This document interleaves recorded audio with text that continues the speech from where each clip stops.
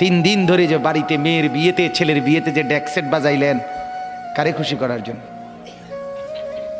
হ্যাঁ, 1 লক্ষ টাকার গেট, এরপরে গায়ে হলুদের এই নগ্ন অনুষ্ঠান কার জন্য করলেন? বেড়া বেড়ি সব যুবক যুবতী সব একই মাইক্রো প্রাইভেট কারের ভিতরে যাতাযাতি করে বহাইয়া একখান থেকে একখানে নিলেন কার জন্য? পুরা প্যান্ডেলের ভিতরে একসাথে বেড়া বেড়ি একত্রে খায়, নাচে, গায়, ফুর্তি করে কার জন্য? শুধু সমাজ, সোসাইটি, পরিবেশ, সোসাইটি মেনটেন করছেন, সমাজ মেনটেন করছেন।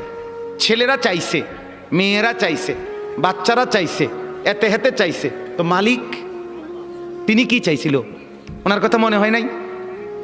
রাসূল সাল্লাল্লাহু আলাইহি সাল্লাম তার কথা মনে হয় নাই?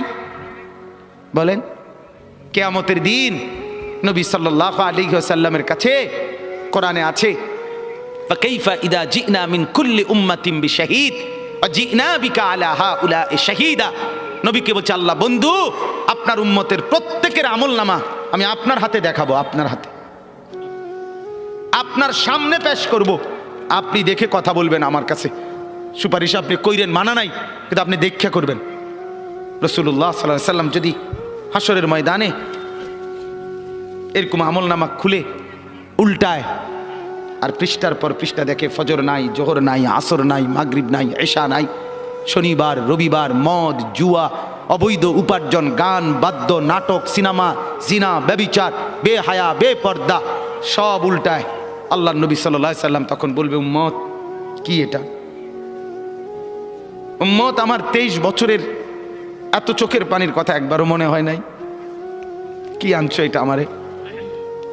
উম্মত তুমি জানো না আমি যে তায়েফের পাথরের আঘাতে পুরা পিঠ চালনির মতো ঝাঁঝরা বানায় ফেলছে আমার? শোনো নাই তুমি?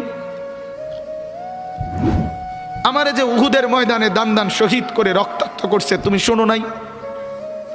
আমি যে 14 দিন পেটে ক্ষুধার তাড়নায় পাথর বাঁধছিলাম, উম্মত তোমার মনে নাই? একবারও শোনো নাই আমার ক্ষুধার কষ্ট, আমার পিঠের ব্যথা, আমার দাঁতের ব্যথা, আমার কাঁধে 2টা কড়া ঢুকে গেছে? উম্মত আমার ঘরে 3 মাস আল্লাহর নবীর স্ত্রী আয়েশা বলছে, আল্লাহর কসম উম্মত, নবীর স্ত্রী বলছে 3 মাস 3টা সূর্যাঁদ উঠছে ডুবছে, রাইনা হেলালান সুম্মা হেলালান সুম্মা হেলালান, 3 চাঁদ 3 মাসে নবীর 9 জন বিবির কারো ঘরে আম্মা জান আয়েশা বলে 1 ফোঁটা চুলায় আগুন জ্বলে নাই। মা আওকাদাত ফি আবিয়াতে রাসূলিল্লাহ নারুন, নবীর একজন বিবির ঘরেও আগুন জ্বলে নাই। আল্লাহ নবীর স্ত্রী আয়েশা একদিন বলছিল নবীকে, পিঠে হাত বুলাইয়া, ইয়া রাসূলুল্লাহ, স্বামী আপনার পিঠ ছিদ্র ছিদ্র কেন? পুরা পিঠ চালনির মতো ছিদ্র ছিদ্র কেন? আপনার কি ছোটবেলায় বসন্ত রোগ হয়েছিল, গোটা হয়েছিল? আল্লাহর নবী চোখের পানি ফেলে বলছে, আয়েশা তুমি জানো না আমার এই পবিত্র দেহে তো কোনোদিন মশাও বসে না, মাছিও বসে না, পোকা বসবে কেমনে? আমার পবিত্র দেহে তো হাঁটলে মেশকের গ্রান বের হয়, আমার পেশাব পায়খানাও তো কোনোদিন জমিনের উপরে 1 সেকেন্ড থাকে না, মাটি ফাঁক করে ভেতরে নিয়ে যায়, সেই আমার গায়ে গোটা হবে কেন? আয়েশা এগুলো আমার তায়েফের পাথরের আঘাতের রক্তের দাগ।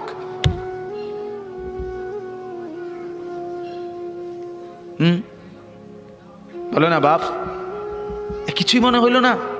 এভাবে ভুলে গেলেন, ভুলে গেলেন? রাসূলুল্লাহ সাল্লাল্লাহু আলাইহি সাল্লামকে একবারও মনে হলো না? আল্লাহকে ভালোবাসেন, নবীকে ভালোবাসেন, আখিরাত চিনেন? এই বাপ, আমি আপনাদের সন্তান, আমার বাবা আপনাদের মহল্লায় 43 বছর এই বড় মসজিদের ইমাম ছিলেন, 1 দিন 2 দিন না। আমি এই মাটিতে বড় হওয়া ছেলে, এই প্রাইমারি স্কুলের ছেলে, এখানেই বড় হয়েছি। এরা সব আমার আপনজন।